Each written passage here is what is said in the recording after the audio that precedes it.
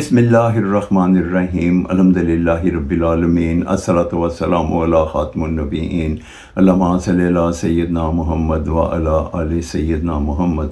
السلام علیکم ورحمۃ اللہ وبرکاتہ۔ میرے ناظرین و سامعین، میں آج آپ کے سامنے یوم عاشور یعنی 10 محرم کی فضیلت اور ماہ محرم کی عظمت کے متعلق گفتگو کروں گا۔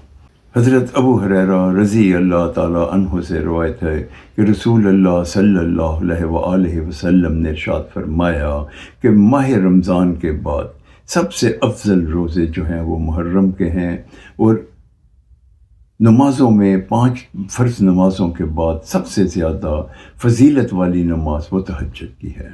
ایک اور حدیث مبارکہ میں ابو قتادہ رضی اللہ تعالیٰ عنہ جس کے راوی ہیں، رسول اللہ صلی اللہ علیہ وسلم نے ارشاد فرمایا کہ 10 محرم کا روزہ میں امید کرتا ہوں کہ پچھلے سال کے گناہوں کا کفارہ بن جائے گا۔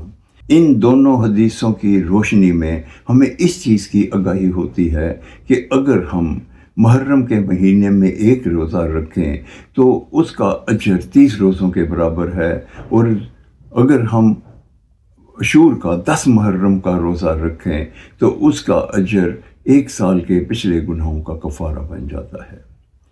نبی کریم حضرت محمد صلی اللہ علیہ وآلہ وسلم جب ہجرت کر کے مدینہ تشریف لے کے گئے تو آپ نے فرمایا کہ ہم انشاءاللہ یوم عاشور کا 10 محرم کا روزہ رکھیں گے۔ تو تمام صحابہ نے کہا یا رسول اللہ، یہودی بھی اس دن کا روزہ رکھتے ہیں۔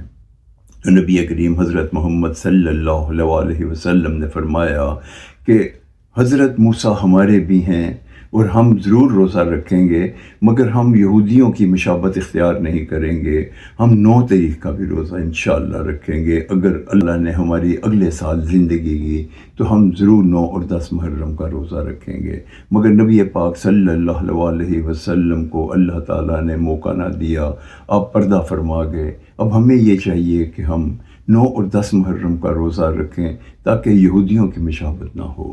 اور یہ جو یہودی روزہ رکھتے تھے اس کی وجہ یہ تھی کہ اللہ تعالیٰ نے فرعون کو اس دن پانی میں غرق کر دیا تھا۔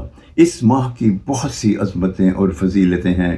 اس ماہ میں حضرت نوح کی کشتی کنارے پہ لگ گئی، حضرت یونس علیہ السلام کو اللہ تعالیٰ نے مچھلی کے پیٹ سے رہائی دے دی، اس دن حضرت آدم علیہ السلام کی توبہ قبول ہو گئی۔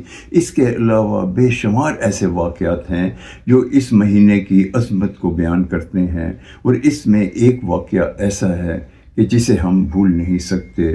وہ ہے کہ نبی پاک صلی اللہ علیہ وسلم کے نواسے حضرت امام حسین نے اپنے خاندان کے ساتھ اپنے اسلام کو بچانے کے لیے دشمن ظالم جابر دشمن بادشاہ کے سامنے جہاد کر دی، اور آپ نے کربلا کے میدان میں شہادت پائی۔ پورا محمد علی جوہر نے کیا خوب شعر کہا ہے کہ قتل حسین اصل میں مرغ یزید ہے، اسلام زندہ ہوتا ہے ہر کربلا کے بعد۔